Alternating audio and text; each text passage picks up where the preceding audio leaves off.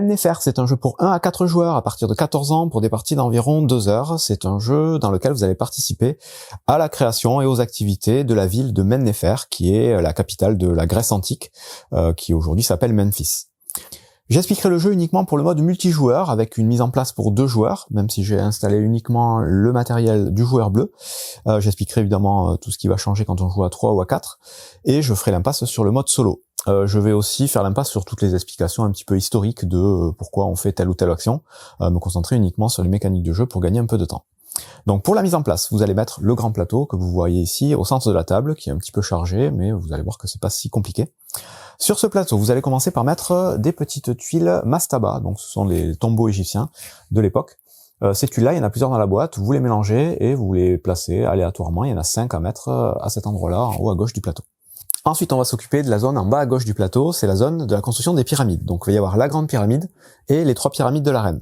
Là, vous allez avoir des petites pistes sur le côté, donc la piste de construction de la grande pyramide ici, avec la grande pyramide et un petit cube, et la piste de construction des 3 petites pyramides des reines, avec les 3 petites pyramides et le petit cube. Sur la piste de la grande pyramide, vous allez avoir un petit icône ici, que je vais expliquer après. Uniquement si vous jouez à 2 joueurs, vous recouvrirez ces icônes par des icônes de marteau. Donc ça, c'est uniquement si vous jouez à 2 joueurs, sinon vous laisserez les icônes et ces 2 petits pions là, vous les rangerez dans la boîte. Ensuite, vous allez avoir donc les 3 zones, 3 emplacements de construction des petites pyramides ici. Et à côté, vous avez des petits emplacements où vous allez pouvoir mettre des petites tuiles triangulaires qui vont déterminer des conditions de scoring. Il y en a plusieurs dans la boîte, vous en piochez 3 aléatoirement et vous les placez aux 3 endroits indiqués. Et j'expliquerai après à quoi ça sert. Ici, vous avez la zone de construction de la grande pyramide, et ici, vous avez une zone de bonus. Au niveau donc des petites et des grandes pyramides, vous allez avoir une extension de plateau ici, sur laquelle vous allez placer tous les jetons qui vont servir à la construction des pyramides. Et vous les placerez par niveau. Donc pour la grande pyramide, le niveau 1, les plus grandes tuiles sont empilées ici dans un ordre aléatoire. Le niveau 2, pareil, dans un ordre aléatoire à côté du niveau 2, le niveau 3 ici. Et le sommet sur le niveau 4. Pour les petites pyramides, vous aurez donc le socle, les plus grands jetons sur le 1, le 2, le 3 et les 3 sommets. Donc ça, c'est si vous jouez à 4 joueurs, vous mettrez tout sur la carrière de cette façon. Si par contre vous jouez à 3 joueurs, vous allez mettre le premier emplacement de la pyramide sur l'emplacement en haut à gauche ici. Donc la grande pyramide aura déjà commencer à être construite. Ça, c'est si vous jouez donc à 2 ou 3 joueurs, vous avez un petit symbole ici, 2 et 3. À 2 ou 3 joueurs, vous mettrez la première tuile ici. De la même façon, pour les pyramides des reines, si vous jouez à 3 joueurs, vous mettrez toutes les bases déjà construites. Et si vous jouez à 2 joueurs, vous rajouterez aussi le deuxième niveau. Donc là, j'ai dit que je faisais une petite simulation à 2 joueurs, donc il y a déjà les 3 pyramides de la reine qui sont à moitié construites. Il restera plus que le dernier étage et la pointe. C'est tout donc pour la zone de pyramide. Et donc au niveau des pistes, les 2 pistes, chaque joueur va mettre un petit pion de carrière à sa couleur à côté du début des pistes. Donc pas sur le premier emplacement, vraiment à côté. Et on va pouvoir progresser sur ces pistes plus tard dans la partie. Voilà donc pour la partie gauche du plateau.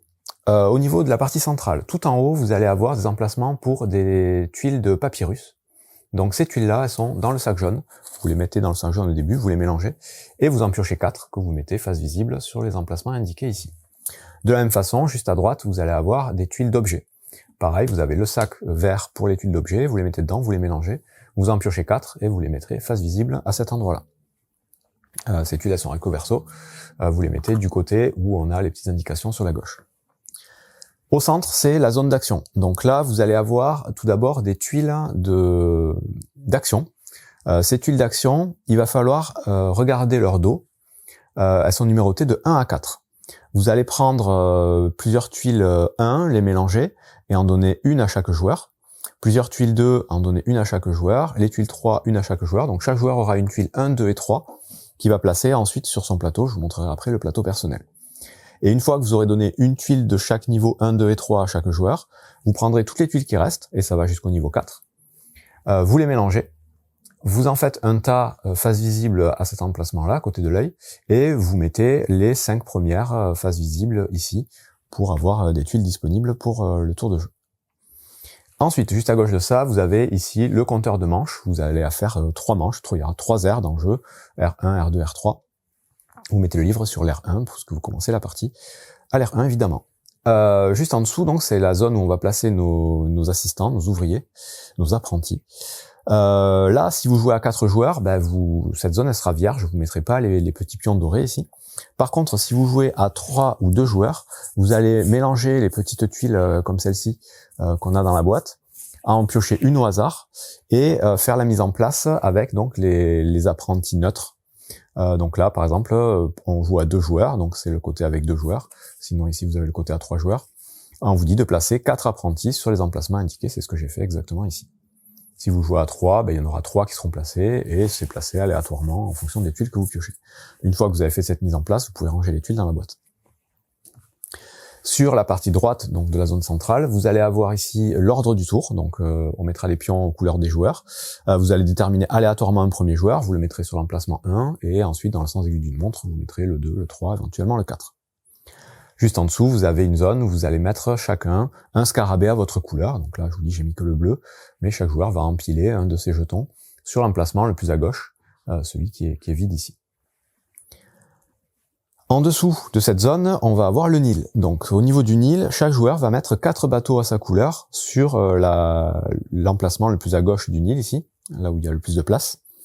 Et on va ensuite mettre des tuiles contrats commerciaux, donc sur le Nil on va faire du commerce. Ce sont ces petites tuiles ici. Là pareil, il y a 3 niveaux. Vous avez les tuiles niveau 1, niveau 2 et niveau 3. Donc au verso c'est écrit en gros, au recto c'est écrit en haut de la tuile. Vous allez mélanger chaque tas de tuiles par niveau, et vous allez mettre des tuiles niveau 1 sur les 2 premières villes de part et d'autre du Nil, des tuiles niveau 2 sur les 2 suivantes, et des tuiles niveau 3 sur les 2 dernières. Et là, pareil, en fonction du nombre de joueurs, vous mettrez plus ou moins de tuiles. À 2 joueurs, vous n'en mettrez que 2 ici. À 3 et 4 joueurs, vous en rajouterez une de plus. Et à 4 joueurs, vous en rajouterez une de plus. C'est encore une fois les petits points qui sont indiqués là. Donc là, on a dit on joue à 2, on remplit que les 2 premières.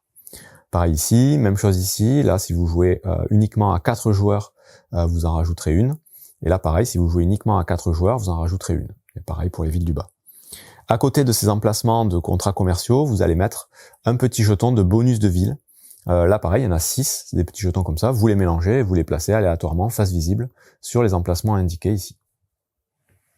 Voilà pour la zone du Nil. Et enfin, sur la droite, vous allez avoir la zone avec l'obélisque déjà.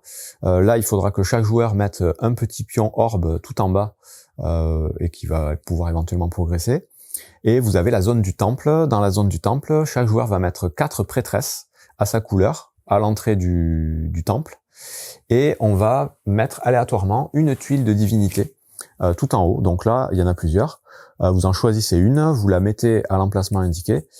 Et les autres, vous les rangez dans la boîte. Donc ça, c'est pour varier un peu les parties. Je vous expliquerai vite fait les différences tout à l'heure, éventuellement.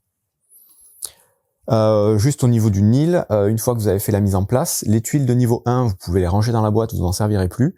Vous garderez de côté les tuiles de niveau 2 et les tuiles de niveau 3 pour remplir le marché de contrat au fil de la partie.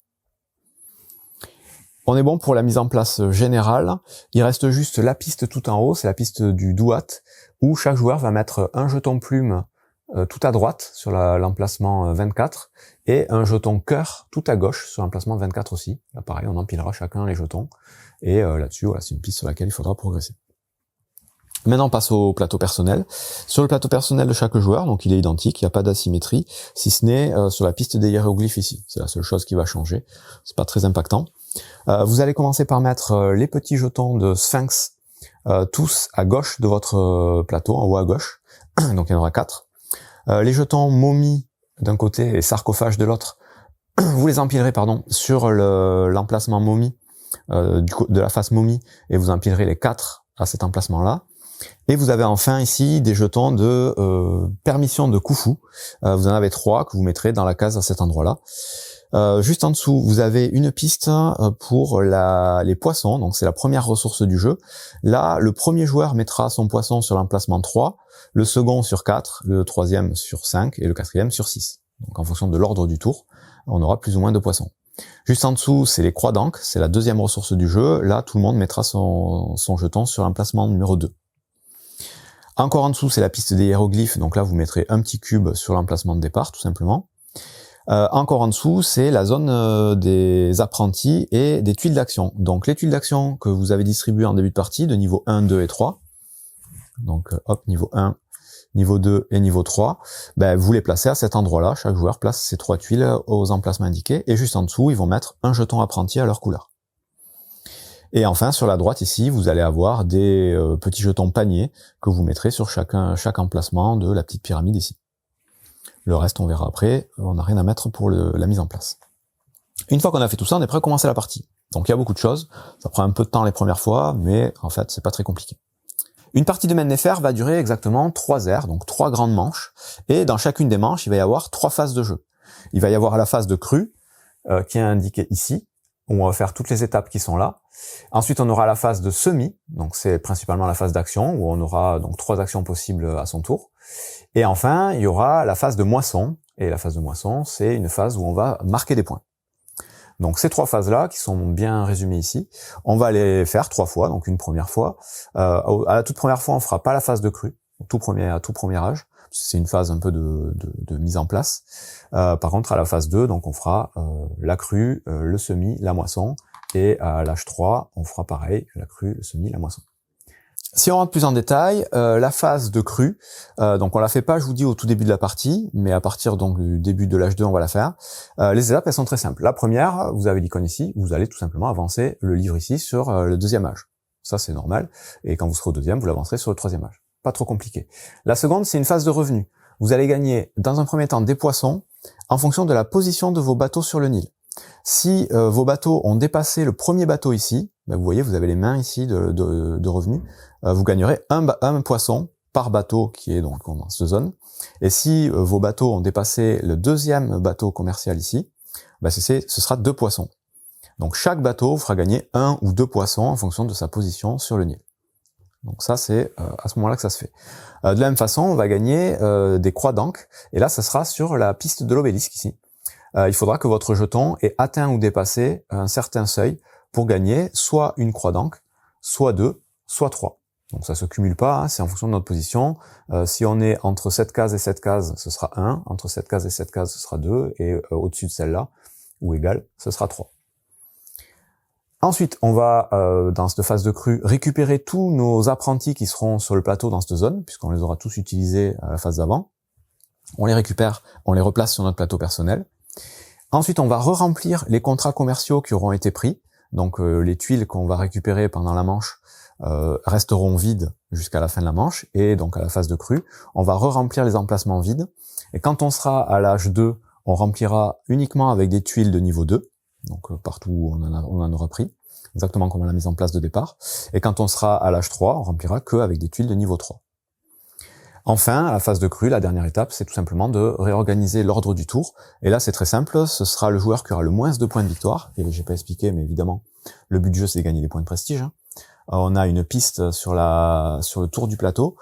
Chaque joueur commence avec 10 points de prestige. Donc on mettra son compteur de points ici sur l'emplacement 10.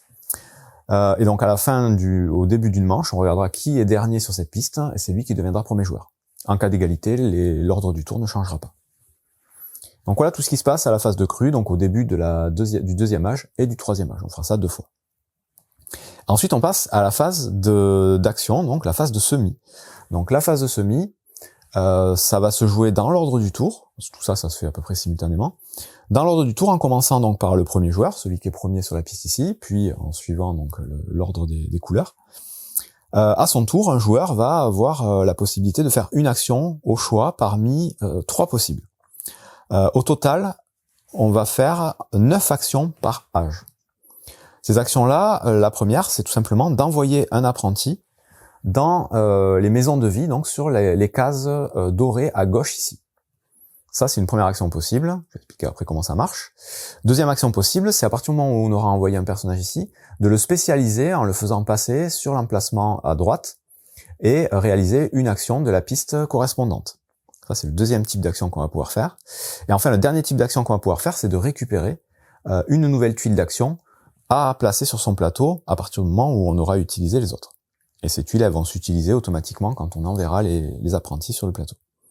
Donc c'est ces 3 actions-là qu'on va pouvoir faire, et au total, on fera chaque action 3 fois. Puisqu'on a 3 apprentis, on va les envoyer 3 fois à gauche, on va les spécialiser 3 fois à droite, et on va récupérer 3 nouvelles tuiles, puisqu'on aura utilisé les 3 tuiles qu'on a au début. Donc voilà le tour de jeu qui va se passer pendant la phase de semis. Donc première action possible, on choisit un de nos apprentis, celui qu'on veut, on le prend et on le place sur la case que l'on souhaite, côté soleil ici. Et à l'endroit où on va se placer, on va avoir éventuellement un coût à payer. Si on se place sur une case vide, il n'y a pas de surcoût, c'est gratuit. Si on se place sur une case où il y a déjà d'autres personnages, on va devoir payer des poissons. Donc on a une piste de poissons ici. On va devoir payer un poisson s'il y a un autre personnage, 3 poissons s'il y a 2 autres personnages, et 5 poissons s'il y a 3 ou plus d'autres personnages. Donc ça, c'est un coût qu'on doit payer obligatoirement pour se placer sur une case spécifique. Si on n'a pas de quoi payer, on peut quand même se placer sur la case en question. On va gagner 3 poissons au lieu de les dépenser. Donc on garde les poissons qu'on a. On gagne 3 poissons. Mais par contre, on fera pas les actions qui sont sur la tuile correspondante à notre apprenti. Donc au-dessus de chaque apprenti, on a une tuile. Quand on va envoyer notre apprenti dans la maison de vie, donc de la zone soleil à gauche ici, on va en plus, normalement, faire les actions qui sont sur la tuile. Bon, si on peut payer l'emplacement où on s'est mis, on fait les actions, pas de problème. Si par contre on peut pas payer, on fera pas l'action et on gagnera à la place 3 poissons. Les actions qu'il va y avoir sur les tuiles, je vais les expliquer plutôt après, puisque c'est toutes les actions qu'on va retrouver un petit peu dans la zone d'action ici. Donc il y a beaucoup d'icônes, mais vous allez voir que c'est assez facile à comprendre. Dans tous les cas, on envoie donc un apprenti, on paye le prix éventuellement en poisson de la case sur laquelle on l'envoie, on réalise la tuile action correspondant à l'apprenti qu'on a envoyé, et la tuile action, une fois qu'on l'a réalisée, on la défausse face cachée dans la zone en haut ici. Donc ça libère sur notre plateau la zone ici, et ça nous permettra d'aller faire l'action de récupérer une nouvelle tuile, éventuellement directement après. Donc voilà, pour la première action, envoyer un apprenti sur le plateau dans la maison de vie, sur la zone de gauche. Deuxième action, à partir du moment où on a un apprenti à notre couleur sur les cases dorées ici à gauche, on va pouvoir décider à notre tour de déplacer cet apprenti sur l'emplacement à droite, avec la même règle de placement. Si quand on se déplace, on arrive sur une case où il y a d'autres personnages, on va devoir payer donc 1, 3 ou 5 poissons en fonction du nombre de personnages qu'il y a déjà. À la banque, tout ça on le paye, on dépense les poissons de notre... Il n'y a pas de banque, on dépense les poissons de notre piste. Encore une fois, si on peut pas payer les poissons, on garde nos poissons qu'on a dans le stock et on prend 3 poissons en plus, mais on fera pas du coup l'action correspondante de la piste qu'on fait normalement. Et ces actions-là, c'est simple, vous allez avancer votre scarabée d'une case vers la droite pour vous spécialiser et augmenter du coup les possibilités d'action. Et ensuite, vous ferez l'action qui est indiquée sous votre scarabée ou n'importe quelle case qui est avant votre scarabée, sur la gauche. Donc quand vous serez par exemple à cet endroit-là, vous pourrez faire cette action-là, mais vous pourrez, si vous préférez, faire celle-ci ou celle-là ou celle-là. Donc ça, c'est en fonction des zones où on va se trouver, ça va être les différentes actions du jeu qui sont liées aux différents lieux et à tout ce qui va être possible dans le jeu. Avant d'expliquer les actions en détail, ça va être le plus gros de l'explication, je vous explique la dernière action possible à son tour. Donc première, on envoie un apprenti ici. Deuxième, on le spécialise en le basculant à droite. Troisième, on récupère une tuile d'action pour venir remplacer celle qu'on a déjà utilisée. Donc ça, on peut le faire que à partir du moment où on a envoyé déjà un apprenti et libéré un emplacement. Et donc là, on choisit la tuile qu'on veut acheter parmi les 5 qui sont visibles ici. On ne peut pas prendre la première de la pioche ici. On peut prendre que celles qui sont étalées. Et en fonction de celle qu'on va prendre, ça va nous coûter éventuellement du poisson, ou rien nous coûter du tout, ou nous faire gagner un poisson. Donc la première en bas nous fait gagner un poisson, celle-là il se passe rien, celle-là on doit payer 1, payer 2 ou payer 3 poissons. Toujours pareil de notre piste, si on les a. Si on les a pas, on peut pas. À partir de là, on prend la tuile, on la met sur notre plateau à l'emplacement que l'on souhaite, un emplacement vide, et en fonction de l'endroit où on a pris la tuile, on va pouvoir faire les actions qui sont indiquées sur la droite. Donc là, c'est le même principe que pour les pistes ici. Si vous prenez la tuile ici au niveau 3, vous pouvez faire une des actions ici, ou bien une des actions en dessous. La case en dessous, la case en dessous. Si vous prenez tout en haut, ben, vous avez le choix entre toutes les actions possibles sur la droite. Une fois que vous avez fait votre action, récupéré votre tuile, ben, votre action est terminée. Quand vous récupérerez une tuile sur votre plateau, vous allez regarder directement le symbole qui est indiqué à gauche de la tuile que vous venez de récupérer. Si ce symbole correspond au prochain symbole de votre piste de hiéroglyphes, ben vous pouvez avancer votre marqueur sur ce symbole-là et gagner directement le bonus qui est en dessous. Principalement, donc ça va être des points de victoire directs. Donc les points de victoire qui sont sur fond violet, c'est les points de victoire qu'on gagne au cours de la partie. Et tous les points de victoire qui sont sur fond rouge, c'est les points de victoire qu'on gagnera à la fin de chaque âge. Donc là, ben, vous gagnez directement un point de victoire. Ici, vous allez pouvoir avancer directement un de vos scarabées de une case vers la droite, de votre choix. Par contre, vous ne ferez pas l'action associée. Vous ferez juste avancer un scarabée. Donc ça, c'est à chaque fois que vous récupérez une tuile qui a le symbole qui correspond au prochain emplacement disponible. Donc là, on a vu les 3 actions qu'on va pouvoir faire à son tour. Donc, une par une, hein, on fait une action, puis c'est au joueur suivant de faire une action, puis on tourne, puis ça revient à nous, on refait une action. Et on va faire au total, du coup, je vous ai expliqué, 9 actions. On envoie les 9 personnages, on envoie les 3 personnages, pardon, on les déplace 3 fois, et on rachète 3 tuiles. Et maintenant, on rentre dans le détail donc des actions du jeu. Alors, la première piste ici, c'est la piste de spécialisation pour la construction des pyramides. Donc, les icônes avec les petits cubes, c'est des icônes qui vont vous permettre de faire avancer vos petits cubes de carrière ici sur les pistes des pyramides, donc soit sur la piste de la grande pyramide, soit sur la piste des pyramides des reines. Donc à chaque fois que vous avez un cube avec une valeur, ben, ça vous donne le nombre de cases que vous allez pouvoir déplacer vos cubes et vous pouvez répartir ces cases. Donc là, ici, vous pouvez vous déplacer de 2. Vous pouvez faire 1, 2 sur la piste des grandes pyramides, ou bien vous pouvez faire 1 et 1 en dispatchant ça, ou bien 2 directement dans cette piste-là. Sur ces pistes, à chaque fois qu'on va atteindre ou dépasser un icône de marteau, donc pour la grande pyramide, vous allez prendre le prochain pion qui correspond à l'étage qui est en construction. Donc là, au début, c'est le premier étage, c'est l'étage du bas. Donc vous prenez le prochain de la pile et vous allez pouvoir le placer sur un des emplacements disponibles. Vous pouvez orienter comme vous voulez, vous n'êtes pas obligé de respecter le sens de lecture des formes. Et quand vous le placez, ben, vous gagnerez la ressource que vous recouvrez et la ressource du jeton que vous venez de placer. Donc là, si je place celui-ci sur le poisson, ben, je vais gagner un poisson. Donc là, c'est facile. On avance son marqueur de poisson sur sa piste de poisson. Et je vais gagner une croix d'encre. Même chose, sur la piste des croix d'encre, j'avance de 1. Donc ça, c'est à chaque fois qu'on va dépasser un marteau, on pourra placer la tuile suivante. Dès lors qu'on aura fini de placer les tuiles de niveau 1, ben, on attaquera la pile de niveau 2. Et là, pareil, on recouvrira un des emplacements au choix avec la tuile. Pareil pour le niveau 3. Et quand on placera la pointe de la pyramide, ben on va la mettre au-dessus de 4 symboles différents. Ben là, on choisira deux icônes à activer sur les 4. Donc voilà pour cette piste quand on passe sur les marteaux. Toujours sur cette piste, si on passe sur l'icône de Khufu ici, on va tout simplement gagner un des bonus de Khufu qui est indiqué sur le plateau. Donc quand vous avez 2 points d'exclamation, ben, ça veut dire que vous en gagnerez 2 au choix. Ça peut être 2 fois le même. Quand vous aurez un point d'exclamation, comme ici par exemple, ou ailleurs partout sur le jeu, ben vous choisirez un des bonus. Les bonus, ils sont simples. Vous gagnez un poisson, vous avancez sur votre piste. Vous gagnez une croix d'encre, vous avancez sur votre piste. Vous gagnez une plume ou vous gagnez un cœur. Ben vous faites avancer votre marqueur de cœur sur la piste du haut d'une case vers la droite ou votre marqueur de plume d'une case vers la gauche.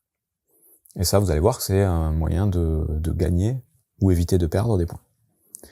Donc voilà pour ces bonus-là qu'on retrouve sur la construction de la grande pyramide.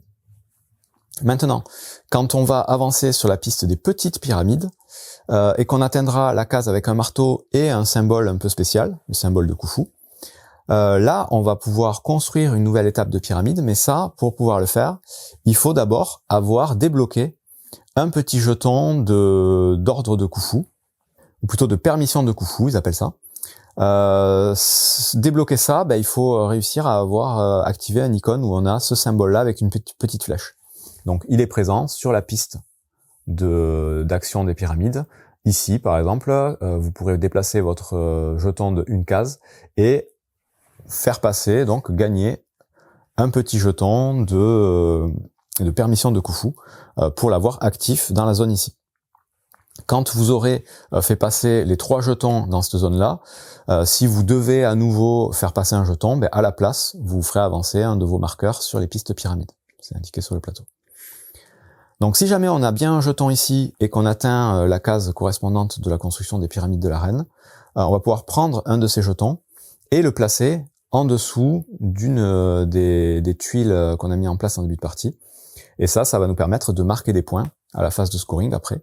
Le principe, c'est qu'on va marquer les points en fonction des conditions donc indiquées sur la tuile, multipliées par le nombre de jetons qu'on aura placés en dessous. Évidemment, une fois qu'on a placé le jeton, on prend la tuile de construction suivante et on la place sur la pyramide. Et donc on pourra le faire 2 fois par zone quand on joue à 2 joueurs, et on pourra le faire un peu plus quand on joue à 3 ou à 4 évidemment. Donc voilà pour l'action donc de construction des pyramides de la reine. Et donc sur cette piste, on a vu tous les icônes. Donc celle-là pour débloquer un jeton. Celle-là, c'est gagner une faveur de coup fou. Et les cubes, c'est avancer les cubes. On est bon pour ça. La piste d'en dessous, c'est la piste d'embaumement et de sarcophage et de momie. Donc ça va se passer dans la zone en haut à gauche. Donc là, on va avoir plusieurs icônes aussi à analyser. Le premier important, c'est celui avec la petite momie et la petite flèche. Ça va vous permettre de fermer les sarcophages des momies. Donc par défaut, vous avez 4 momies empilées sur votre plateau. Quand vous aurez l'icône, qui est indiquée d'ailleurs sur votre plateau ici avec la flèche, vous prendrez une des momies, vous retournerez le jeton et vous le mettrez sur un des emplacements de droite. Vous aurez du coup le cercueil, le sarcophage fermé. Vous pourrez faire ça donc au maximum 4 fois puisque vous avez 4 jetons.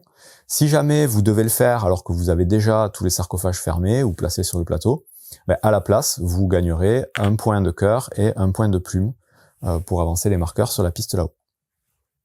Donc voilà, première action possible sur cette piste, c'est transformer les momies en sarcophages. Deuxième action, c'est l'action qu'on va avoir donc avec des valeurs 1, 2 ou 3.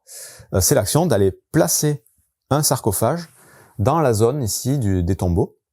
Donc là, en fonction du niveau où vous êtes, donc par exemple au début vous êtes niveau 1, vous allez pouvoir placer les sarcophages dans la colonne de niveau 1. Vous voyez que vous avez 3 colonnes à gauche, 3 colonnes à droite, niveau 1, niveau 2, niveau 3, niveau 1, niveau 2, niveau 3. Bon là, vous choisirez, quand vous aurez cette action-là, de placer un sarcophage que vous aurez déjà sur votre plateau et de le mettre dans la colonne correspondant à votre niveau. Donc si vous mettez niveau 1, vous pouvez par exemple décider de vous mettre à cet endroit-là, par exemple, dans la colonne 1, l'emplacement disponible, il faut que ce soit vide, de votre choix. Quand vous faites ça, évidemment, vous gagnez les icônes que vous recouvrez. Donc là, c'est principalement des croix d'encre que vous allez avancer sur votre piste du plateau personnel et des cœurs que vous allez avancer sur la piste en haut. Et en plus, en fonction de votre niveau, vous allez pouvoir activer les tuiles mastaba, donc les tuiles de tombeau qu'il y a de part et d'autre, correspondant à la position, donc aux coordonnées de votre sarcophage. Donc là, si je me suis placé là, je pourrais activer cette tuile ou cette tuile.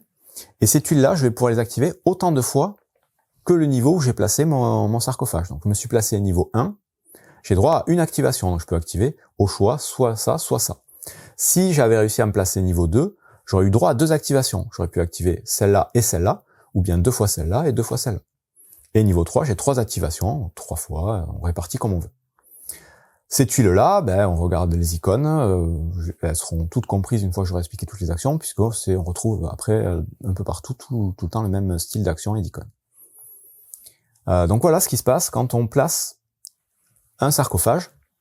Tant que votre scarabée est jusqu'à cette case-là, vous pouvez placer qu'au niveau 1. Dès que vous arrivez ici, si vous faites cette action, vous pouvez vous placer niveau 2. Et dès que vous êtes tout à droite, vous pourrez vous placer niveau 3 si vous faites l'action.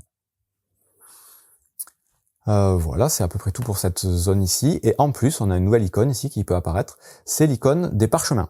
Donc là, on vous dit que vous pouvez gagner un parchemin parmi ceux qui sont disponibles, un papyrus, parmi ceux qui sont disponibles sur le plateau. Là, si vous voulez faire cette action-là, tout simplement, il faudra choisir le parchemin qui vous intéresse, le papyrus qui vous intéresse. Le premier à droite ici est gratuit. Celui-là, il va vous coûter une croix d'encre à récupérer, celui-là 2 et celui-là 3. À partir du moment où vous avez choisi ce qui vous intéresse, vous prenez la tuile et vous allez la placer sur votre plateau personnel, sur l'emplacement le plus à gauche disponible de la piste qu'il y a tout en bas. Donc là, pas l'emplacement ici, parce que l'emplacement ici, ce seront les papyrus déjà utilisés. Vraiment à cet endroit-là pour le premier. Et ensuite, chaque emplacement va vous coûter aussi des croix d'encre si vous voulez rajouter un parchemin dessus. Là, l'idée, c'est d'en avoir un maximum et de faire en sorte de faire coïncider les petits symboles qu'il y a sur le côté. Donc là, c'est pas le meilleur exemple, mais par exemple, si je récupère plusieurs tuiles, je pourrais mettre par exemple celle-ci ici. Bon, là, les symboles coïncident pas, mais j'ai un deuxième parchemin. Et plus tard, je pourrais mettre celle-ci ici, et là, j'ai fait correspondre les symboles. Je vous explique après, au moment du scoring, à quoi ça sert de faire ça. Principalement, ça va être pour avancer votre jeton de plume sur la piste tout en haut. Donc voilà, chaque fois que vous aurez ce symbole avec un petit papyrus parchemin, vous choisirez un parchemin sur le plateau en haut. Une fois que vous aurez pris votre parchemin, à la fin de votre tour, vous allez faire glisser tous les parchemins vers la droite, et vous allez re-remplir avec des nouveaux parchemins du sac. Donc ça, c'est à la fin de votre tour où vous aurez pris des parchemins. Il faudra qu'il y ait toujours 4 parchemins disponibles. On est bon pour la deuxième piste. Troisième piste, c'est la piste des offrandes et des prêtresses pour le temple qui est à droite. Donc là, première icône qu'on va retrouver, c'est l'icône avec une espèce de panier en osier et une valeur dessus. Cette icône-là, c'est l'icône qui va vous permettre de récupérer un objet. Donc, exactement le même principe que pour les papyrus, les parchemins. Vous allez choisir l'objet que vous voulez récupérer. Le premier à droite est gratuit. Celui-là coûte 1 poisson, 2 poissons, 3 poissons. Vous prenez la tuile qui vous intéresse quand vous avez cette action-là, et vous allez venir la placer sur votre plateau personnel, sur les emplacements de droite. Là, l'idée, c'est de commencer par la ligne du bas, évidemment, et toujours l'emplacement le plus à gauche. Donc là, le premier objet que vous récupérez, vous êtes obligé de le placer à cet endroit-là, et vous replacez le petit panier par-dessus. Donc vous avez un objet, mais vous l'avez pas encore utilisé. Prochain objet que vous récupérez, vous faudra continuer à remplir cette ligne-là. Tant que vous n'avez pas 2 objets de la première ligne, vous ne pourrez pas construire l'objet de la seconde ligne. Par contre, à partir du moment où vous en aurez 2 ici, vous pourrez construire ici. Ce système pyramidal tout à fait classique. Si vous avez les 3 premiers objets, vous pourrez construire les 2 premiers de la deuxième ligne. Si vous avez les 2 premiers de la deuxième ligne, vous pourrez construire le premier de la troisième ligne, et ainsi de suite. Donc voilà pour cette icône, récupérer un objet. Encore une fois, à la fin de votre tour, vous faites glisser tout à droite et vous piochez des nouveaux objets pour remplir. Deuxième icône, c'est l'icône avec la prêtresse et une valeur sur sa gauche. Ça va vous permettre de faire avancer vos prêtresses dans le temple. Le premier palier à passer, c'est la porte, et vous voyez que ça coûte 1 point de déplacement de traverser la porte. Donc si vous avez un symbole avec un 1, vous pouvez prendre votre prêtresse et l'avancer ici. Les prêtresses, elles se déplacent, donc je les ai mises pour vous montrer, mais elles sont positionnées droite par défaut. Un déplacement permet de vous déplacer, donc là après vous voyez que vous pourrez vous déplacer de 3 ou de 4 directement. Le premier palier coûte 1, le deuxième coûte 1, ensuite ça coûte 2 et 2.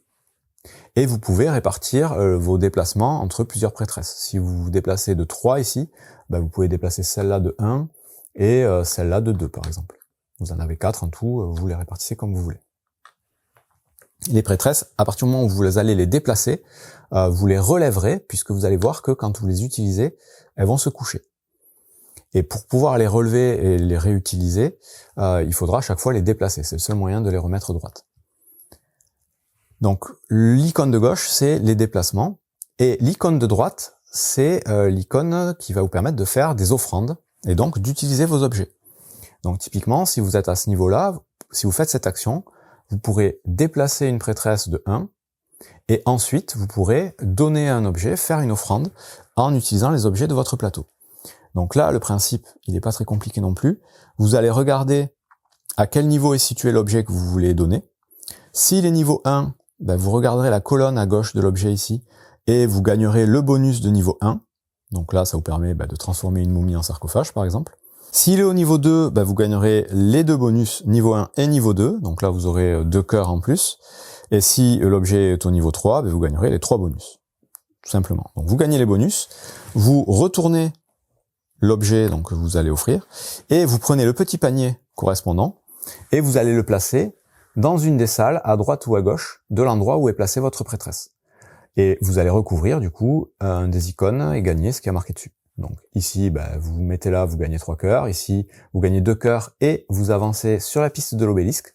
C'est un des principaux moyens d'avancer sur cette piste. Vous voyez que vous avez souvent le petit icône vert ici c'est les avancées à cet endroit-là. Donc là, vous allez pouvoir faire progresser votre marqueur de 1, 2 ou 3 cases en fonction de l'endroit où vous placez votre panier. Et après, vous gagnez soit des plumes, vous avancez les plumes, soit des poissons, vous gagnez des poissons, soit des croix d'encre, soit des cœurs. Vous mettrez votre panier et vous gagnez les ressources correspondantes.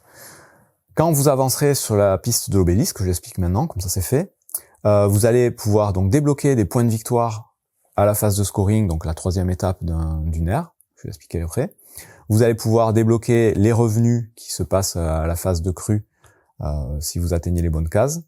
Et vous allez pouvoir débloquer les pouvoirs de la divinité que vous avez mis en place en début de partie. Donc quand vous atteignez les cases avec ces petits symboles là, tout de suite vous pouvez activer la tuile de la divinité qui est au temple, qui vous permet, celle-ci par exemple, de gagner un point de cœur et un point de plume, d'avancer sur les pistes. Donc ça, à chaque fois que vous montez, que vous arrivez sur un symbole comme ça marche. Si vous êtes tout en haut de la piste et que vous devez continuer à avancer, à la place, vous allez prendre une faveur de Khufu, donc la même chose qu'il y a indiqué sur les pyramides là-bas. Voilà, et donc à chaque fois que vous allez faire une offrande, donc placer un panier, votre prêtresse, vous allez la coucher. Et tant qu'elle est couchée, vous ne pourrez pas la réutiliser pour faire une offrande, vous ne pouvez pas remettre de panier, il faudra d'abord la déplacer pour la remettre droite et redonner donc un panier à partir du moment où elle est placée verticale. Voilà pour cette piste donc de temple et d'offrande. Vous déplacez vos prêtresses et vous donnez de temps en temps des objets ou bien vous gagnez des objets.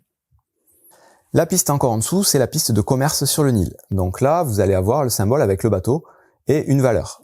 La valeur qui est indiquée sur le bateau, c'est le nombre de lignes d'eau que vous allez pouvoir traverser ou bien le nombre de déplacements que vous allez pouvoir faire pour entrer dans les villes qui sont de part et d'autre du Nil. Donc là, vous avez droit à 2 déplacements par exemple. Vous pouvez prendre un premier bateau et vous déplacer de 1, 2. Tout simplement. Ou bien, vous pouvez déplacer un bateau de 1 et l'autre bateau de 1 rentrant dans une ville. Donc les villes, vous pouvez y rentrer par les petits pontons. Donc dès la case de départ, vous avez accès à la première ville en haut ici. Sur la 2e case, vous avez accès à la ville qui est en bas. La 3e case, vous avez aussi accès à la ville du bas et la ville du haut, et ainsi de suite. Quand vous rentrez dans une ville, par défaut, il se passe rien, jusqu'à ce que vous activiez un bateau. Activer un bateau, c'est les points d'exclamation qui est en dessous. Donc si vous avez un point d'exclamation, ça vous permet d'activer un bateau. Donc là, par exemple, j'ai eu droit à 2 mouvements, j'ai fait un premier mouvement ici, un deuxième mouvement ici. Et ensuite, j'ai droit à une activation. Je peux activer mon bateau qui est sur l'eau. Si je le fais, je gagne les poissons qui sont indiqués sur la case où je suis, tout simplement. Ou bien je peux activer le bateau qui est dans le village. Et si je le fais, j'ai le droit de prendre une des tuiles disponibles du village, une des tuiles contrat, et de gagner le bonus de la ville. Donc le bonus de la ville, il est très simple.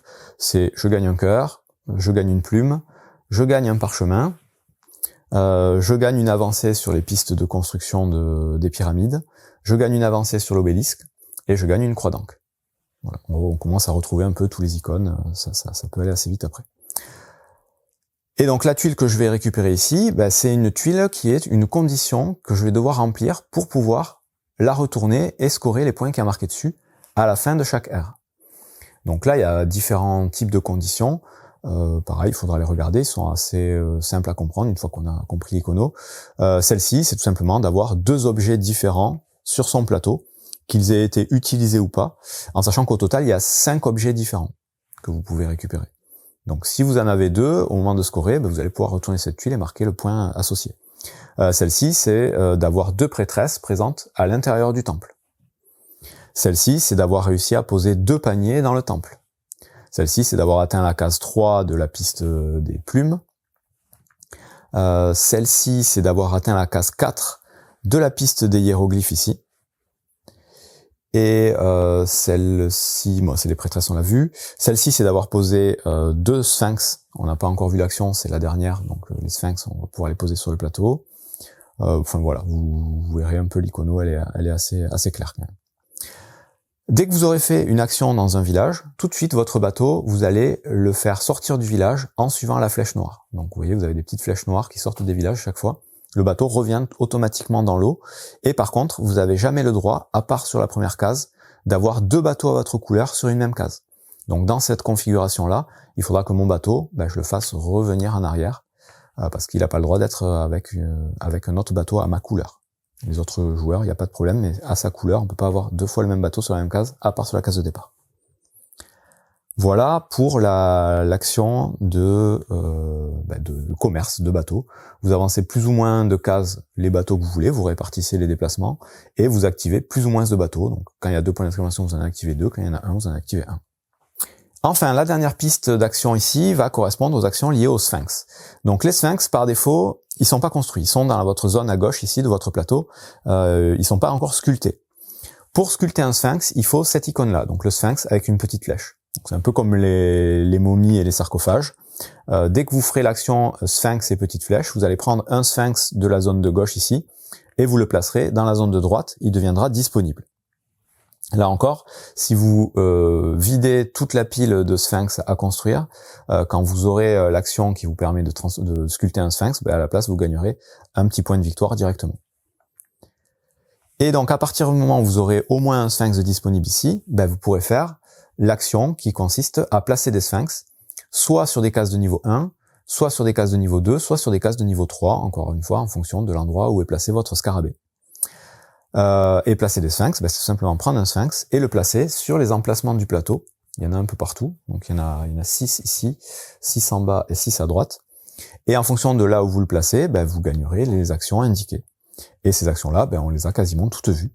On va vite fait les re-regarder. Donc là, vous gagnez des cœurs ou des plumes sur la piste du haut, donc plus ou moins en fonction de si vous placez niveau 1, niveau 2, niveau 3. Et en plus, vous transformez une momie en sarcophage. Ici, vous transformez une momie en sarcophage. Vous allez pouvoir tout de suite gagner un parchemin sans payer le coût en encre pour pouvoir le récupérer à l'emplacement que vous voulez. Et vous allez pouvoir activer une fois une tuile qui est placée autour du temple ici, les tuiles Mastaba. Une fois ici, 2 fois ici, 3 fois ici, les tuiles de votre choix. Ici, vous allez pouvoir convertir donc les petits jetons d'ordre de Khufu. Vous allez pouvoir avancer sur les pistes de construction de pyramides. Ici, vous allez pouvoir déplacer vos bateaux, activer vos bateaux ou gagner des poissons. Ici, vous allez pouvoir déplacer vos prêtresses et faire des offrandes. Et ici, vous allez pouvoir récupérer des objets et avancer sur la piste de l'obélisque. Tout simplement. Donc voilà pour la piste des sphinx. On retrouve après l'icône pour récupérer éventuellement des objets. Et donc on a fait le tour de toutes les actions qu'on va pouvoir faire à son tour, tout ce qu'on va pouvoir faire pendant la partie, et de tout à peu près les icônes qu'on va pouvoir trouver un peu partout dans le jeu. Donc on va à tour de rôle, je reviens au tour de jeu, faire nos actions, donc placer un apprenti, spécialiser un apprenti, faire une action, ou récupérer une tuile et faire une petite action à côté.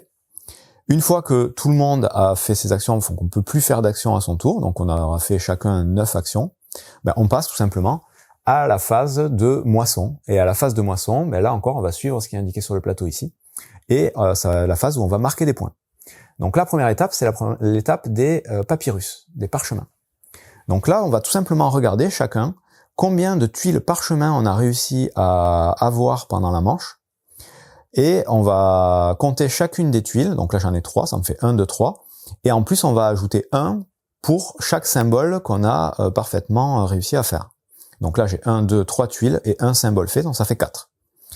Ces 4 points, c'est des points que je vais marquer avec ma plume ici. Je vais avancer ma plume d'autant de cases. Donc là, j'ai 4, j'avance ma plume de 4 vers la gauche. On va le faire. 1, 2, 3, 4.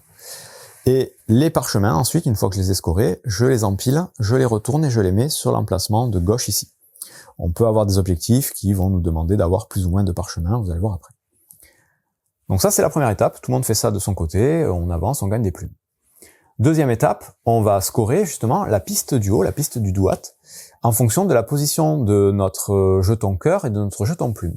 Donc si, admettons, mon jeton cœur, j'ai réussi à l'amener ici, et mon jeton plume ici, tant qu'ils ne se sont pas croisés, les points vont être négatifs. Et donc là, on va tout simplement compter le nombre de symboles rouges qu'il y a entre nos deux symboles, et ça va nous faire des points négatifs. Donc là, j'ai 1, 2, 3, 4, 5 symboles, donc je vais avoir moins 5, je vais reculer mon marqueur de points de prestige de 5.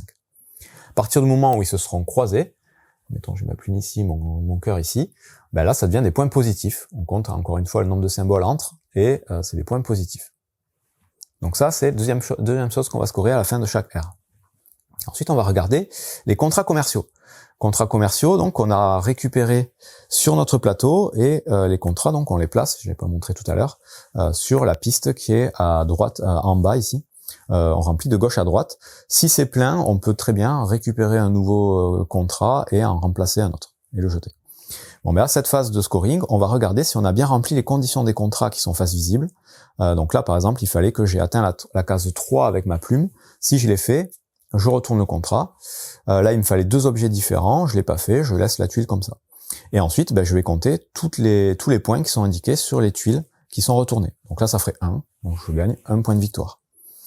À l'ère d'après, si j'en retourne plusieurs autres, admettons j'ai réussi à faire un contrat de niveau 2, j'ai posé 2 sphinx par exemple, je la retourne, là je vais rescorer toutes les tuiles, même celles que j'avais résolues au tour d'avant. On les garde et elles sont scorées à chaque âge. Donc là j'aurai 4 points. Et ainsi de suite. Ça, c'est cette phase-là. Ensuite, on passe à la phase de scoring des sarcophages.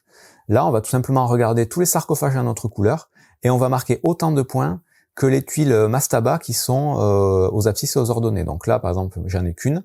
Je vais marquer 2 points pour cette tuile parce qu'elle vaut 2 points et 1 point pour celle-là. Donc ça me fait 3 points pour ce sarcophage. Si j'avais placé un deuxième sarcophage à cet endroit, par exemple, j'aurais marqué en plus 1 et 1. Donc ça fait des petits points en fonction des tuiles qu'il y a autour. Vous voyez que celle-là elle fait 0, donc il y a un peu moins d'intérêt à se placer dans cette colonne, sauf si on veut évidemment les bonus qui sont disponibles. Ensuite, on va marquer les points de l'obélisque. Donc là, ça va dépendre de la case qu'on a réussi à atteindre ou dépasser avec les points de victoire. Donc là, à l'endroit où je suis par exemple, ça me ferait 4 points. Si j'étais arrivé à cette case, ça me ferait 6. Et on peut monter jusqu'à 18. Ensuite, on va marquer les points de la grande pyramide. Là, pareil, ça dépend tout simplement de la position de notre marqueur de carrière ici. Si je suis à cet endroit-là, c'est 4 points. Si je suis à cet endroit-là, c'est toujours 4 points. Ici, c'est 6. Et là, pareil, on peut monter jusqu'à 18, si on va tout au bout. Même chose pour la piste des pyramides de la reine. Donc là, le principe, c'est en fonction donc des jetons qu'on aura réussi à placer et de la tuile qui est juste au-dessus. Donc ici, par exemple, cette tuile, elle vous dit que par objet différent, vous allez marquer 1 point multiplié par le nombre de marqueurs ici. Donc là, j'ai un seul objet, donc ça me fait 1 point fois un symbole, ça me fait qu'un seul point. Si j'avais réussi à placer un deuxième symbole ici pour mettre du coup les 2 niveaux de la pyramide, et que j'avais 3 objets différents, ça m'aurait fait 3 fois 2, 6 points. Donc là, c'est les objets différents. Ici, c'est par paire de parchemins que vous avez empilés sur la gauche de votre plateau. Donc là, si vous avez 4 parchemins, par exemple, ça vous fait 2 points, fois le nombre de jetons.